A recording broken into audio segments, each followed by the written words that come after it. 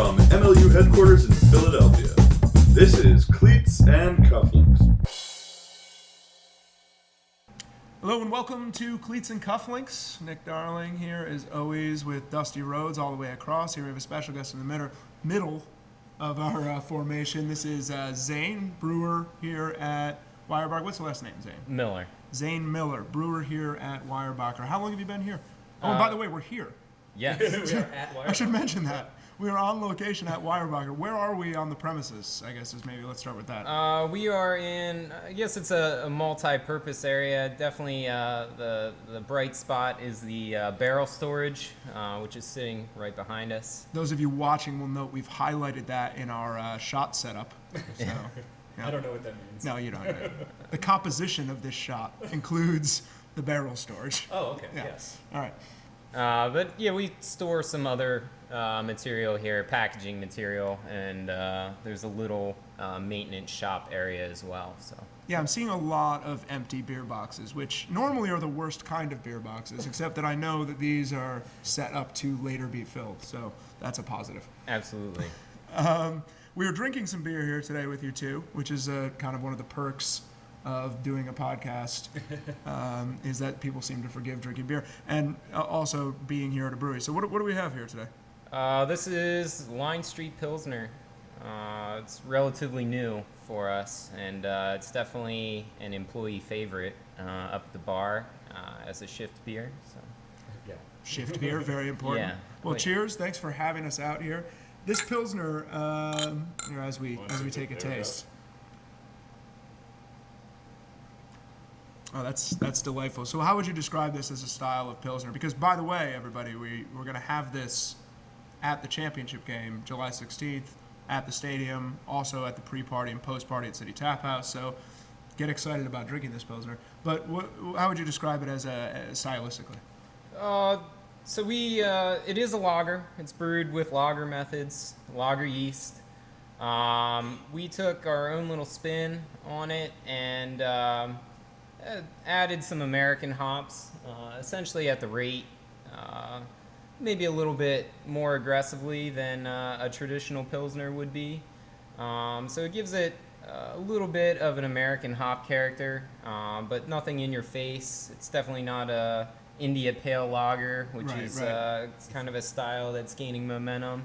It's all over now. I hadn't come across them before, though. Absolutely. Just the addition of the hops, I'm guessing, that tilts that a little. Yeah, it's India Pale Lagers tend to be brewed with a lager yeast and real basic Pilsner malt, maybe a light malt bill, but then they throw in the hops of an American IPA. This, we didn't want to take it quite to that level. We wanted to kind of maintain a Pilsner sort of drinkability, and that's what we have here. Well, I'll tell you, the beer it reminds me most in the Pilsner style is it tastes a lot like Jever without that like sort of overarching bite that Jever has to it. So it's a little sweeter. Still has that nice dry finish though. I like this one. Take this a while. Yeah. I'm gonna be enjoying a lot of this championship weekend. So I'll just prepping my palate for now. Yeah. Oh yeah. And we do have the heat. You'll also notice we are in a working brewery, so there's a fan in the background. You have to deal with that sound thing. But this is delicious beer. So we know we don't have you for very long. The demands of brewing are very high. There's a lot of time-sensitive elements to the process. Absolutely. So we want to make sure we get you in and out. So we have an idea, and this came to us. I guess it came to us through Twitter a little bit, right? Is this through Twitter? I believe. Isn't everything through Twitter? Yeah, I think we got it. We got this through Twitter, which is the idea that matching beer and Ultimate, and so we decided, and that's from. By the way. Yeah, and that's from at Bill Sickles, who I believe is Billy Sickles' father. Unless it's Billy Sickles' parody account. It could also be that. Billy Sickles, as he will be in the future. But he asked us to think about pairing beer and Ultimate. So we decided to take it one step further and talk about pairing particular positions in Ultimate with beer. Now, you're not super well versed in Ultimate, I understand. No. Have you ever played before at all? No, to be honest, in college we had an intramural Ultimate team. I played our intramural rugby team. So. Oh, all right. We Right. share a lot of the same fields at a lot of universities. Yeah, there's a Yes, lot of crossover.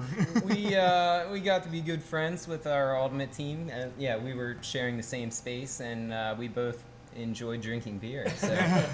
We used to party with the rugby team at Syracuse a lot. That was a thing.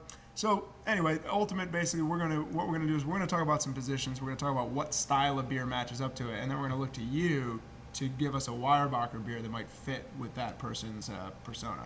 All right. All right, that's what we're gonna do. So So you want me to? let's get started. Where do you want to start? Well, let's start with something obvious. Offensive handler. Offensive handler. So give me a couple examples of people in the league who People who are offensive are handlers. offensive Okay, handlers, So you just got like Nick Harenet's a good hearing it. example. Okay. Tad Jensen. Good Okay. example. Yep. Lloyd Blake. Lloyd also a good Blake. Example. So Lloyd these Blake. are players who have a lot of throws. You get pulled to on offense, so you have to maintain possession a lot. And, Tend to be a little maybe more conservative, a little more technical. Yeah. Would that be and- right? Right. So you have to execute a high number of throws at a high level of skill, and then sort of enable the rest of your offense to continue on. So my first, they have to be very steady players, in a sense. So my first instinct here was to go with like a session IPA, just a low alcohol sort Yeah. of IPA, because you have to be a little bit spicy. You have to have a little bit of like hop character to it. You have to do some things that are out of order, but you can't be getting blitzed. You can't be like overwhelmed on the field. You can't be taking too many risks because you have to make everything else work. Yeah. Not too heady a brew, Right. but one with some bite and character nonetheless. Yeah. Because you got to be able to nibble away at that Survive under offense, pressure. and you got to live up under pressure. character. All right, I like that. I like that. So what do we got? What do we got from Weyerbacher that will fit with our handler? A lower ABV IPA. I like all the acronyms, by the way. So the lower lower ABV thing is going to be difficult for us. Always here. I know. It's true. Here at Weyerbacher. Let's talk. I guess when you initially were talking about kind of a regular part of the lineup or someone who does a lot of handling, kind of a reliable member of the team, it made me think of our Merry Monks right off the bat. Oh, switching over to the Belgian style a little bit. I like this. I Yeah, can see where this is going. It's definitely our flagship beer. We make a lot of that beer, and it tends to have mass appeal. It's kind of a good fallback, and it's really a leader of our team essentially. So. That's. I like the direction you've taken. Yeah, I like the turn. He's not buying any of your garbage. He's just going to take it in the direction he wants. I like this, though. It also makes sense to me, too, because it's like, what would you call it? Belgian Golden Ale? Is that Belgian triple. Belgian Triple. So it's got a little bit of that higher ABV, a little bit more get up and go. Yeah. But you get that yeast character yeah. as opposed to the hop character. Yeah, just yeah. giving you that forward flavor to Yeah, it, as I like opposed to just relying on the hops like us Americans like to. I like it. Yeah, we fell back on it because we're quintessential Americans. It was just 4th of July. By the way, happy birthday to my son Beckett, born on 4th of July. That's how American I am. I excellent. reproduce on the date our country was born. Yeah, I was supposed to be born on the 4th of July. Yeah, fantastic. I got July 9th. You got July 9th. Yeah. That's a shame. My mother's still upset with me about that. My son believes that the fireworks are for him still, which is what I'm going for. All right, so let's do that. We're going to stick with it. Handler, offensive handler, Merry Monks. Okay. All right, Merry Monks. I Let's can go. stick with that. Let's go to what we got next. So we're going to go on the opposite side. We're going to go with the defensive handler. Oh, this is the yeah. counterpart to the offensive handlers. The defensive handler is out there the yang to the yin. trying to irritate the crap out of the offensive handler. Yeah. Trying to stop everything that they do until a turnover happens, and then they have to take on the role of the offensive handler essentially. So you have to have a little more like aggression to it, and a little more sort of I don't know. What's a better way to put that? You have to be an irritant on some level. You do. You just have to be. You do. Like That's accurate. irritating. Yeah, you're not going to get a lot of blocks necessarily. That's not really your job. Your job is to be just a pain in the ass. Really. So my quick response to this, I'm starting to rethink it now, was something along the stout lines, where you're you're getting that deep roast malt character, and you're sort of like you have a little bit of the burning when you taste it. You need the burn though. You Yeah. need the bite and the burn. You need that like maybe it's high ABV. But you need like, that sweetness at the end.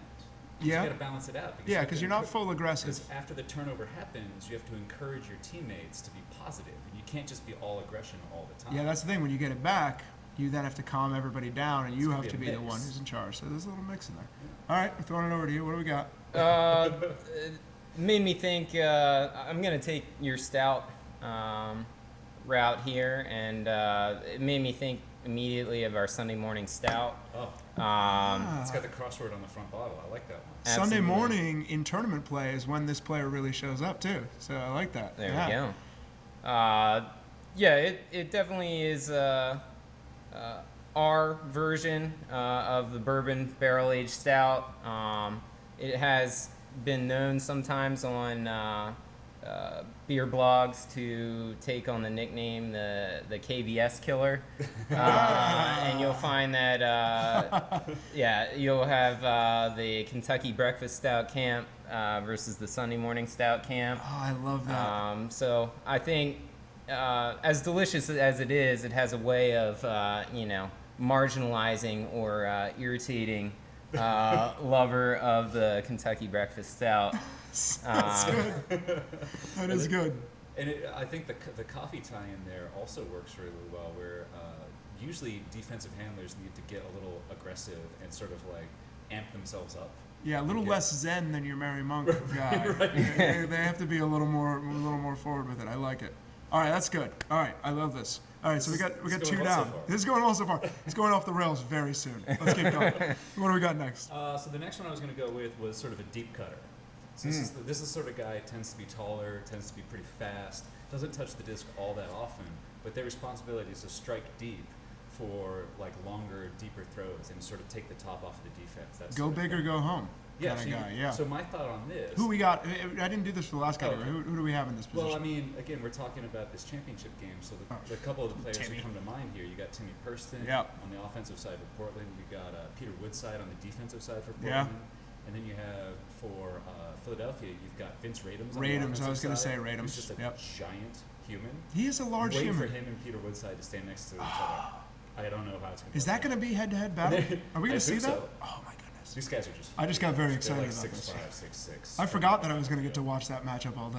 Oh, And then you very got happy. like Greg Martin for Philadelphia Yeah. on the defensive side. Just You got a jumps little bit clean out of the Esser, room. Who just is also kind of a wrecking ball, which is a whole different position in ultimate. Yeah, that we could bring up that position later. So my first thought here was with the way that you sort of have to roast people downfield, you got to go with a smoke beer. Oh, something So- with some smoke in it. I Yeah, like that. you got to go. A No, little that's bit good. different. Yeah, you got to smoke them. You got to feel that roast of the player that you just cut deep on. Yep, the burn. Yeah. Yeah, I like that. All right, let's say anything smoked. We got anything in the genre? We do. Alright. We just we have a rotating series of beers, the Jester's Choice series, which essentially is a collaborative effort between all the brewers. We'll sit down and we tend to make it quarterly, a couple times a year. But we did just make a smoked porter. That was Perfect. awesome. Yeah. So that's definitely our smoked attempt.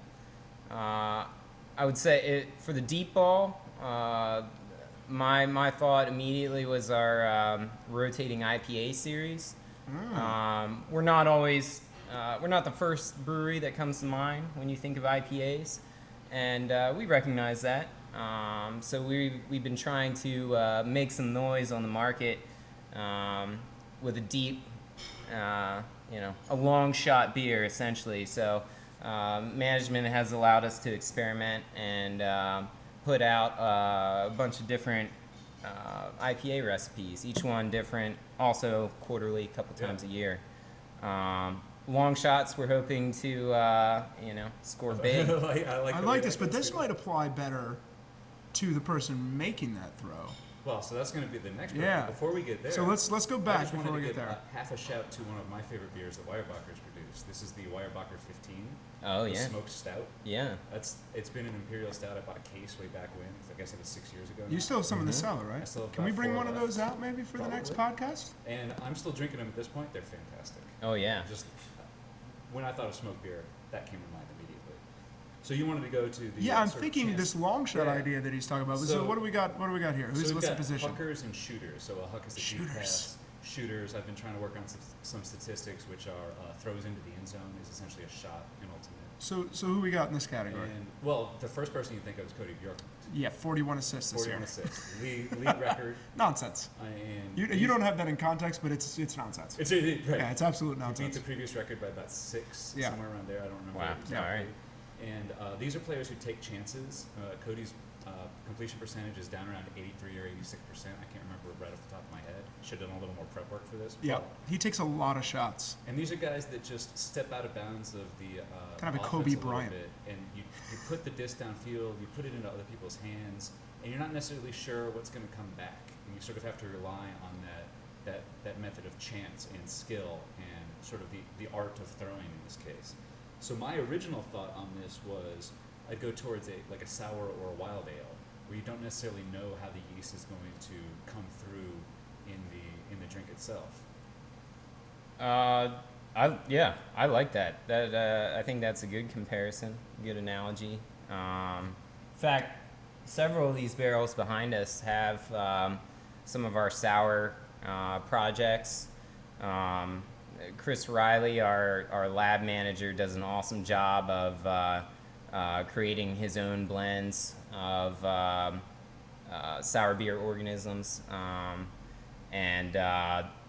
We never truly know how it's going to turn out, so we taste and hope for. Develops. Yeah. This actually sounds like a really good analogy for this. Do we have one beer in particular that we can point people to that's out now? That's like if you're the deep shot guy, if you're like the huck thrower, like what's your sour wild ale kind of beer that like is out now that they should go just drink? We have a Brunicorn series. Okay. Yeah. I love that a lot already. The label is awesome. I mean, it's this pissed off unicorn. But that again, another rotating series. They will be available as the beer is ready. Yeah. They're a little more rare. Definitely should be sought out if you can find one. They come in 750 milliliter bottles, cork and cage. We just released one that won some award in Philadelphia. There's some Philly. It wasn't the Philly Beer Awards, but it was I believe it was a magazine ranking different sour beers, and it ended up taking first place. Awesome. But they've been turning out really, really well. The next one will be a blend of blackberry, boysenberry, fruited sour versions. Awesome. So. Like the sound. I love that. So when we're talking, I mean, the geeky thing is we're talking that organism mix. You're talking like Pediococcus, Lactobacillus.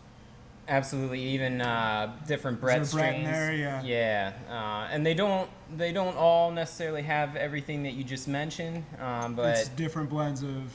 Yeah, I got you. absolutely. So can we just agree that we from now on will refer to Cody Bjorklund as the Brunicorn? I think we need to check in with him on that next week. He'll be in Friday, so we'll talk to him about being the Brunicorn next Friday. Maybe we'll get one of those beers to have for the guys when they come into the studio to do a little the media day that we're up to. All right, let's keep moving though. We're running low on time. We got to get him back to work. We've got 2 or 3 left. How many do you think we should do? Let's do 2 more. Okay. Let's do 2 more. Okay. So we're gonna deal with a sort of a shutdown defender then. Shutdown This is the defender. person who just you sick on somebody who you want to take out of the offense, and their job isn't to necessarily create a block, but is just to harass somebody so that they're never open, so that every single pass to them is difficult. So they have to be just consistently present all the time and ready to just work and work and work and then work some more, and then even when it fails, just continue working. So what's the hardest working beer? Right, so my thought on that is actually a Pilsner. Is actually, yeah. I was Right thinking ahead that of us. myself. Yeah, I was thinking one, maybe that I wish I had saved Mary Monks for that. 2, the Pilsner has really gained momentum. We find that we're brewing a lot of it, and it seems to be well received.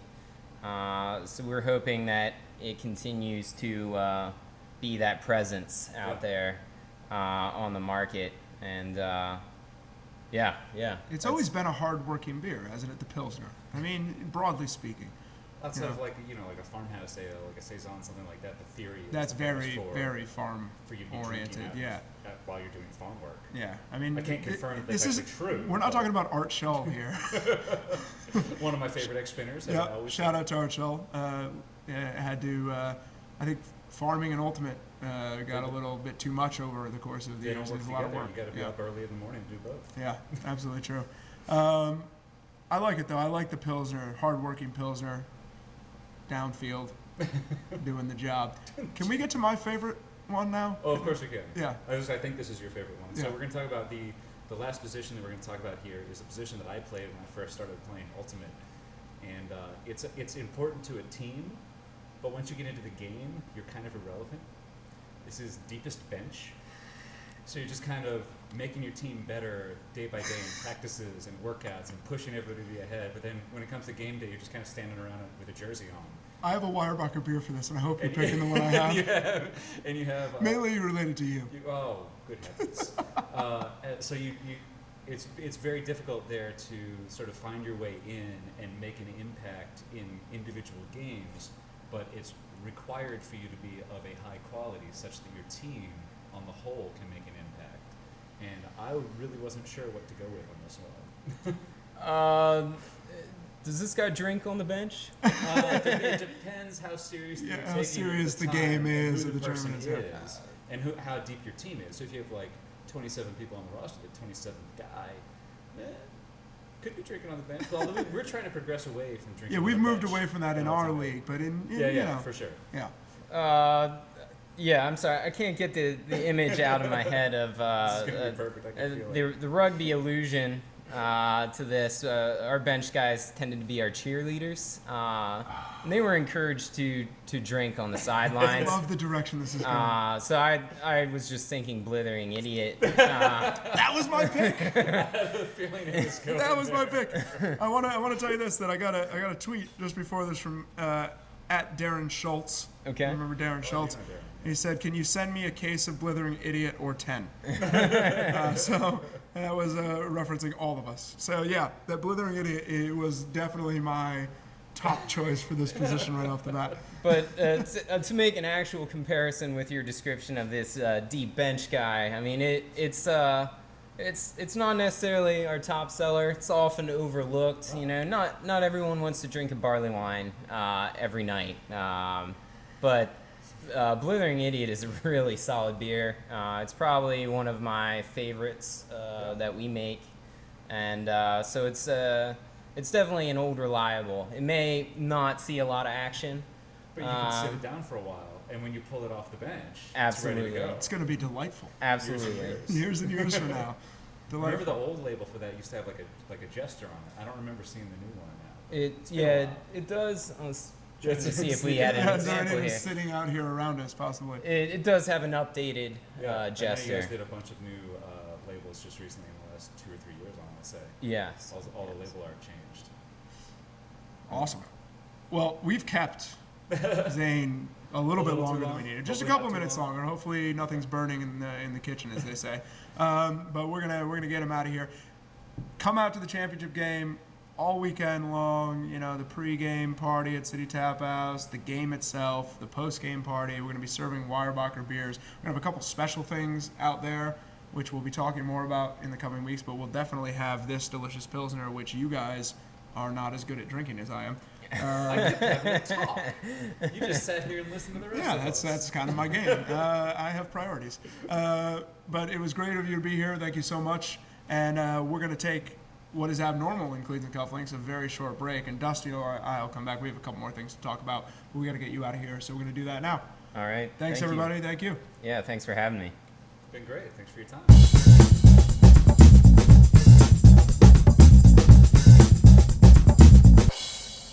And we're back on Cleats and Cufflinks. I've actually never said that before. We always do it in just one shot. That's true. One shot. I've never All said we're go. back. So we're back No takes. on Cleats and Cufflinks live, not live, Still from. taped from Weyerbacher Brewing Company. I'm still alive. Yeah, we're live from By Weyerbacher the way, Brewing Company. we just had a brewer, Zane Miller, in our guest seat of honor Just here. fantastic job. First of all, fantastic. Threw him into the fire. Literally did not prep him Didn't prep in him. any way. And we kind of prepped each other a little bit Yeah. beforehand. Yeah. But, he did an excellent job. I think the rugby background helped him a little bit Mm-hmm. in terms of talking about sports. Definitely. Obviously knew the Weyerbacher beer catalog pretty well. But I just wanted to give a shout out to some of these barrels in here. This is a fantastic barrel selection already. There's Heaven Hill. There's Yeah, we got a lot of bourbon there's barrels in Buffalo here. Trace. Yep. There's Four Roses. I don't know what exactly it is they're aging in here. There's but beer in these barrels. I would like to stick a spigot in there. Just a straw, just a big, right. just a big Well, straw. I mean, they're opening on the top here. They keep the tops. Yeah, those of you who are Get you a listening, little taste. those of you who are listening rather than watching, we are sitting Oh. in front of just racks Do you think they'd notice if we took of some? barrels. They might not. No, they wouldn't miss it. No. Oh, all right. Well, I mean, we've got the only camera in here, I suppose. The evidence is ours. Anyway, yeah, Zane was great. Brewer here at Weyerbacher. Weyerbacher, of course, the official beer of the MLU championship game this year. Going to be served at all the MLU championship events on the weekend. I'm really excited about that. We're actually picking up beer right now while we're here for an event tomorrow night at the Philadelphia Area Disc Alliance, PATA, Fairmount Park Summer League, FPSL. So a big Friday night event. We're going to have kegs of Weyerbacher out there. We're going to be selling some championship tickets. We're going to have some contests and giveaways. Wish I was still down in Philly. If you play PATA and you listen to this, a Venn diagram is probably a very small crossover. If you do both those things and you hear this, come on out tomorrow night. It's going to be awesome. Yeah. And you, of course, are paying homage to that organization on you with your shirt selection today. This is the first paddle league I played in. I think I played in 2 summer leagues over the course of the time that I was down in and around Philly and in New Jersey and all of that. This was 2004, PATA 20th Annual Fairmont Park Summer League. I was in the Athena division. Yeah, they were all gods and goddesses Yeah. for the divisions that year. So Athena Had division. some, I don't think I had any eventual MLU players on my team that year. I had some other fellow club players that we recruited. I definitely had some mainstays in PATA on that league. We finished second to last, I believe. Yeah. We apparently drafting women with your early optional picks is not the way to go in PATA draft, which is what we did. We had a lot of strong women, but I would say some of our men who were not necessarily drafted weren't good at throwing to women. Or So one of my low-level critiques of PATA Summer League is that club players are asked to do a lot on the field. Yeah, I got absolutely. yelled at by some of my teammates who are not club players saying I have to go every other pass, and I don't really want to. So, and this was back when I was deep bench on Pike. So Oh, right, right. I don't really have any experience being every other pass. So, I enjoyed playing that year, and I enjoyed all of the events specifically involved with PATA. That's the social easily- element of PATA is phenomenal. It's easily the best community that I've been involved in for phenomenal. any league whatsoever. Is Fairmount Park Summer League. Do the cookouts on every Friday. Have lots of beer out there. Have lots of friendly atmosphere going on. You get to meet everybody in your division, outside your division, all of that. That's It's why a I'm great so environment. excited. I'm Yeah. so excited about tomorrow night. I mean, by the time anyone listens to it, it'll be tonight. Because I won't put this out till tomorrow because I'm a little lazy. Well, and a quick shout out to where I was this past weekend. I was at the U.S. Open up in Rhode Oh Island. yeah, you went up to Rhode And, Island. I got to see Trent Dillon, who's playing for Seattle Sockeye now. He went out to Sockeye? Right, so way back when, he was just the kid on the sideline during his father Dave Dillon's games. He also played for the Spinners. Right, so he's been around here and there, and has been played for Pitt. And he played won the for- Callahan. So he's just like this phenomenal player and whatever. And his father's my dentist. I won't even go there. So, and I just want to say that one of the reasons that he got so involved in Ultimate is obviously the experience that he had in PATA. And Absolutely. I don't even think there's a quibble with that. And it's just No. sort of the thing. One of their mottos used to be, I wanted to say slogans. I almost said slottos. Slatos, one of their Slatos. So used to be That's a breed term. Ultimate. Yeah. So the idea of just bringing Ultimate, making it bigger, like getting the idea of Ultimate into the youth, as we like to say. My kids are out there like a night a week. Yeah. And they're throwing the disc around. They're hanging out with Frisbee people. They're learning to be weird. Learning. Yeah, Your I mean, kids needed help I've being taught them weird. fairly well, but you can always do more. That's what I've learned as a parent. You can always do more. So a little extra effort goes a long way. That was actually, so the 2004 year was the year that I went to Summer League Finals in PATA against Heckman Oh, the heck, man. and lost to him. Yeah, So, he's got those black discs. sitting Yeah. around. He always Yeah. uses to display them in the back of his car. Yeah, they're in the back of his car, Yeah. melting Getting all in the warped. sun. Yeah. Anyway, so if you're in Pata, come out. If you're not, I'm sorry, There's some because food it's for going to that. be a really fun night tomorrow night. We're going to have a really good time. I actually have a game that night, so I'll be injured by the time we get around to serving beer, which is good because I don't like to carry kegs anyway, so it'll be excellent. And then we also are picking up beer for the VIP experience at the championship game. I've been to the VIP experience Yeah. at Franklin Field the very first year. Yeah, We had a it's a championship. cool room, right, up Yeah, in the upstairs. It's a little like, it feels like a clubhouse. It's almost. very Ivy League. They're It's a very strict to Ivy that. League room, yeah. Although there weren't that many people in blazers or sport coats, maybe that's the There were a ultimate handful. crowd invading. Yeah, We just yeah, didn't less keep up Blazers. appearances. We'll bring the Blazers this year. But Weyerbacher's actually providing us some really cool beer for that experience. We'll be talking more about that on Facebook and Twitter leading up to the game. But if you're into beer and you're into Ultimate, it's worth the ticket price to get up there in that room because you're basically like an hour in that room, all the way up to halftime. That room's going to be open, so you can go up there, you can get beer, you can get food. They have a pretty good food menu actually. So beer, food. You can see the game. It's not like a box seat. No, it's kind of around the corner. Yeah, Is you that can right? watch it Yeah. through the window. You can definitely see the field, but it's set back a little bit. Yeah. I wouldn't stay up there and watch the game, but you can definitely go up and get refreshed at various points, which will be nice. And of course, the hour before, players will be coming up and signing autographs, hanging out, chilling. cool. I doing didn't that even kind of know thing. about that. Yeah, we're gonna send them up there. Yeah, they don't need to warm up. I mean, there's stairs. They'll be fine. But yeah, so that's all going to be really fun. I'm so psyched to have Weyerbacher part of this. They've been awesome through the whole thing, and hopefully this is the beginning of a long relationship because their beer is delicious as well. Beautiful friendship. For those of you who are here for the first part of the show, which I don't know how you would get to this part without being, we talked a little bit about how beer matches up with positions in Ultimate. Yeah. So for our final segment today, because we are running a little long as we tend to do, but we had an interview. Guess was great. There's an excuse. Our final segment today is, okay, we've looked at the different positions, and granted, we didn't look at them in any technical sense. We just related them to the type of beer we felt fit best. Now let's talk about, actually, what is the average, because everybody has to do all the things in Ultimate. That's one of the things about Ultimate. Yeah. Football, you could play an entire year of football and never touch a football. Well, and in soccer, you could be Cristiano Ronaldo and never have to play defense. Yeah, never have to run back. So there's plenty of, in Ultimate, you have to do everything to a certain extent, one extent or another. You're going to throw it at some point. You're going to catch it at some point. You're going to play defense at some point. This all happens. So the question that you looked at that I'm interested in talking about is, what does the average Ultimate player look like? What is the John Doe of Ultimate? Not to refer to your There's club team that you coach.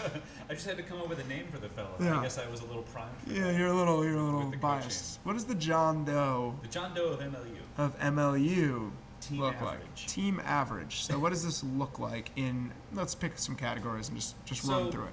I wrote about this a little bit for the recent Disc Don't Lie, which should be going up in a couple days here.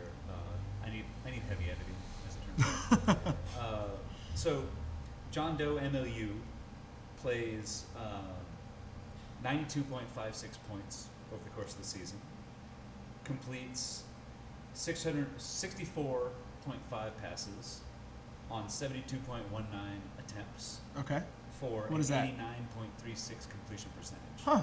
That's actually lower than I thought it would That's be. one of the things that stuck out to me as well, is that you always assume that in Ultimate you complete passes at about 94 or 93%. Yeah. So that's kind of the goal that you're aiming for. And I'm certain that some of this has to do with the idea of time running out.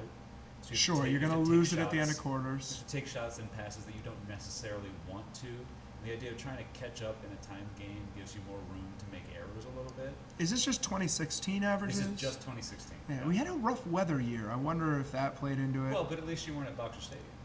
There's also that. For those that remember, Boxer Stadium, the San Francisco Dogfish home for a couple of years, was, I'm going to say, I think it's probably where wind goes when it's not elsewhere.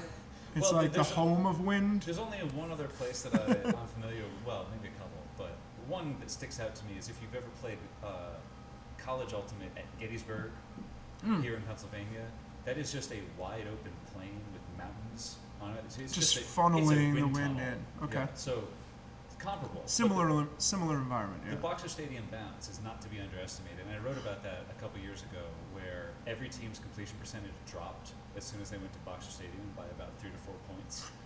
So it's not like environment plays a significant role. And on the East Coast this year, we had particularly awful weather. It was rough That's this kind year. of what the East Coast is. Yeah, but it was more than usual this Yeah. year. I felt like. Specifically in DC, there was more Oh, rain. DC like it was wouldn't rough. rain during the week. It wouldn't be windy during the week. And waited for then Saturdays. We would just wait for Saturdays. Yeah. And with that stadium, it's kind of there's a hill behind it on one side, and there's a big wide open area on the other. And the wind Just tends come to on come in, wind. Yeah. Invite it in. Yeah. So in addition to that completion percentage of 89.36, John Doe MLU completes 97.99% of catches. So your catch percentage is also very high. Not a lot of drops. So your average MLU player catches 97.99 passes out of 100 thrown to him. Oh, but how That's pretty good. how devastating is that small percentage of drops, though? Well, the thing that I found more telling is when you break it down by individual players, any player who's below 97.99% catching is below average. So you have some players who are catching 9 out of 10 discs, or 95 out of 100 discs, and they're below average. So That's if you interesting. so it depends on the number of drops you have and the number of opportunities you have, obviously, and the quality of the people who are throwing to you. That is Some a part people that's throw too often hard. that's a part that's often forgotten. Some people throw with the wrong spin to the wrong hand. Some Yeah. people don't time it right for your feet. These are all things that you learn bit by bit as you play. But if you're catching below that percentage, you're below average. I think of Trey Katzenbach with his direct up the Well- gut flick, but it works because he just buries it in your chest. Right. We saw a pass like this for the spinners on championship weekend, where Jack Casey sort of like was diving backwards on a pass. I think it was from Ethan Peck. Just gunned it at it him. in there because Yeah. it was a little tiny window to get through. Sometimes that's But how it the thing happens. is, if your and Revolver does this too in the club division, where they rely on being able to hit the front of the stack with a really hard pass. The guy just absorbs it, catches it, moves on with his life. But you mentioned Trey. Trey's got a very high catch percentage. Trey doesn't drop a lot of discs. Doesn't so I, he no, expects the doesn't same drop much out of anything. Yeah, that's and he the teaches you how to do it by when he expectation. looks at you. Yeah. At least back in the club days, maybe he's taking a little easier now. I don't wouldn't know. I wouldn't I'm not allowed a lot of spinners practices. I wouldn't count on it. So we've also got the average John Doe MLU Okay. is responsible for 11.57 points over the course of the year, so almost 12 points. Goals and assists. Okay. So 5.8 goals, 5.77 assists. Pretty decent. Yep. But the thing is, this is averaging in offensive players as well as defensive players. Right. So it's taking the total average player, assuming that you're spending your time on offense and defense. It's the one composite player. Right. Yeah. So then this player also gets 3.88 blocks. I'm sorry, not 3.88, 3.81. Oh I yeah. know the let's- decimals are come very on. key here. The hundredths are my favorite so- decimal place. So fewer than 4 blocks, more than 3. So it means you should be getting a block over the course of the season, provided you play a significant number of points, up to about 92. So you should be generating blocks here and there as an MLU player, because you do have to play defense. You don't absolutely have to be getting 5, 10, 21 blocks. You don't have to be Marquez Brownlee. Right. So You could be another person. So that's the other part of this. If you want to compare these players. So let's compare. to, Yeah, let's compare like, the league averages to leaders. So the league leader in points is Cody Bjorkman. Yeah. So what is the 57 average points? The average points is 11.57. And Cody, Cody is at 57. the average. 11.57. Cody. Yeah. So if we're gonna keep on the Cody for a moment, he's got 41 assists on the season. The average MLU player is 5.77 assists. What is he doing? He's just throwing it to the end zone. Just repeatedly. generally throw. He's a shooter. He's a shooter. He's a gotta shooter. shoot. He's drinking. What do we say? A sour beer. He's drinking. He's the A little Brunicorn. bit of wild. Yeah. He's the Brunicorn. He's the Weyerbacher Brunicorn. So for goals, we've got Hauser and Purston at 29 goals. MLU average 5.7 or 5.80. Wow. Outliers. This distribution is crazy. The league leader in catch percentage is up at 100, and you can see all the players who have 100% Yeah. completion, 100% catches on the piece that I wrote. And if you go on to You MLU can check and this go out to the as well. stats page, Yeah. you can sort by completion percentage and look through that. And so then we've got second assists, average MLU player 5.02 second assist. MLU leader Matt Weintraub 22 second assist. This is the pass that leads the assist. He should play hockey. And then we've got completions. We've got Gabe Sankey at 298 completions on 319 throws, which is good for 93.4% completion. He's like the Satchel Paige of the MLU. He's throwing so many times. It's just, and over again. It's usually on target. It's usually on time, so the receivers don't have to make that many adjustments. Phenomenal And to as you have said, that kind of completion percentage at that many throws. Phenomenal. It's Coliquia. It's clicky. I like that. Yeah. And then if we're looking at blocks, as you said, Brownlee had 21 blocks. That's almost 7 times the MLU average. My gracious. And to bring it back to Gabe for a second, we've got 200. He played 208 points this season. The average MLU player is less than half of that at 92 and change. Yeah, So these outliers for our teams this year, for the individual players who are used in these aggressive manners, who find their ways into finding assists, finding blocks, finding goals. There's some outstanding players. Now, do you think that there is should teams be looking at that and saying, we shouldn't have this kind of outlier, we should have a more level distribution, or is the star, like, go get it kind of thing important? And we can talk about this more once we get into talking about usage rate a little bit, because people who end your possessions are the most important players in that individual possession. Whether you're throwing turnovers, Whether for good or bad. whether you're throwing goals, They're the most significant whether you're player. catching goals, Yeah. they're the person who's responsible for the end of your possession. Yeah. And if you never end your possessions with anything other than goals, you win. Oh, yeah, Pretty much across all Ultimate. kinds of winning. If every possession you have ends in a goal, you win. Yeah. So we talk about negative possession ending and positive possession ending, and we talk about usage rate. And players who have a high usage rate end a lot of possessions. And you want those players to have positive effects, but they don't always. And, to go into this a little bit in the most recent Dis Don't Lie, which is coming out in the future from when we're recording this, but I don't know exactly when. But you don't know exactly how far. We talk about how some players are being sort of overused for their positive effect. Some players are right about about average, so they have the same number of points per 100 possessions as they do turnovers per 100 possessions. Cody Bjorklund, about perfectly used apparently. He's doing exactly what he's supposed to be doing. Which is pretty low, below league average. He is accounting for so many goals and assists that you're just kind of in awe of his ability to do that consistently at that high rate of usage. He's also just getting the disc all the time. So hard to stop. No one can stop him. Well, we're going to see if anyone can stop him. I don't have high hopes. I mean, this is what he does. Yeah. We're going to see that next weekend, though. Very excited about this game still. It's going to be I'm doing more and more research. I'm getting so into it. We're going to have, my guess would be a kind of extra long podcast next week where we're going to talk big game preview for the weekend. And then we're also, I think, going to work in some pod specials. We got a couple, we got some refs in town. The MLU is pulling refs from all over the country for this game. We're actually flying refs in from the West Coast. I didn't know that. Yeah. So the all-star ref crew coming Hopefully in. they'll get together beforehand and talk about it so they can figure out how to work it. Yeah, we don't want a lot of confusion there, so hopefully they'll work that out. Too many cooks in the kitchen. Yeah, exactly. But we're bringing them all in. So we're going to have some refs in town. We're going to have some Portland players in town early on Friday. We're going to do kind of a media day on Friday. Perhaps we should talk to some spinners, too, considering they're in town. They'll be there. They just show up around the office. They're just... So, a quick little thing about this championship game. This is the first time that the championship opponents have a common opponent. They've both played Boston. So we get an opportunity to see how they perform against Boston. Yeah. It's not bad.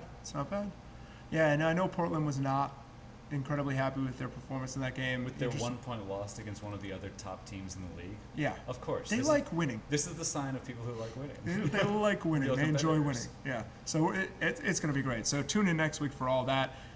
We got to get out of here right now, though, because Weyerbacher has work to do. And we're occupying their rack room and their boxing room. This is not the Occupy movement. Yeah. Occupy Brewery. Occupy Brewery. I'm in.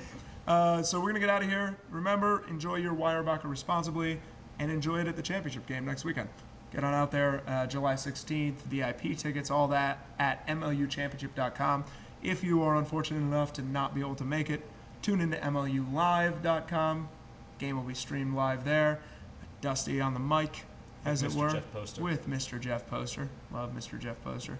In the meantime, questions, comments, concerns, you can reach us at Nick Darling, at NICDARLING on Twitter, at DustTweeter, DUSTWEETR So good on Twitter. And a last minute shout out to Glenn Poole. Yes, Major League Ultimate will be at Wildwood, looking at a showcase game. possibility of a Cleats and Cufflinks matchup. I'm just saying. I'm just throwing it out there. I'm throwing down the gauntlet, the challenge. We'll talk about that more next week on Cleats and Cufflinks.